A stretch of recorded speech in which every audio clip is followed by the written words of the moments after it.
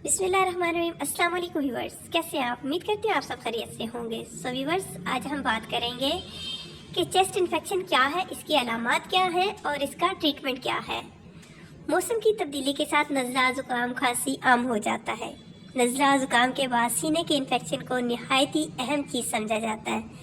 अगरचे ये आमतौर पर मामूली नौयत के होते हैं और अक्सर वक्त आने पर या मौसम के नॉर्मल होने पर ये ठीक हो जाता है, लेकिन सीने के इन्फेक्शन को कभी भी नज़रअंदाज नहीं करना चाहिए क्योंकि ये जानलेवा भी साबित हो सकता है अगर इसका बर वक्त इलाज ना किया जाए या एहतियात ना की जाए। तो बात करते हैं सीने के इन्फेक्शन की अलामात क्या है।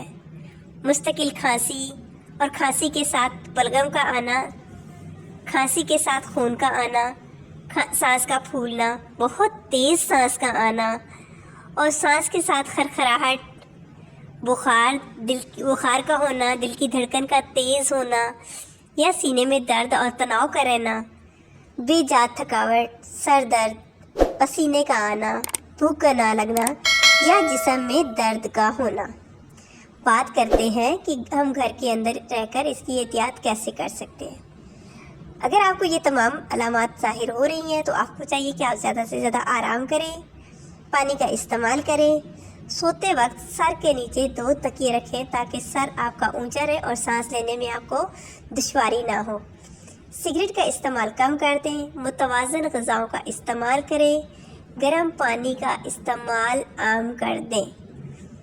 ये तमाम इन बातों पर अमल करके आप अपने आप को, अपनी सेहत को काफ़ी हद तक बेहतर कर सकते हैं, बशर्ते कि आपका चेस्ट इन्फेक्शन बहुत सीवियर किस्म का ना हो।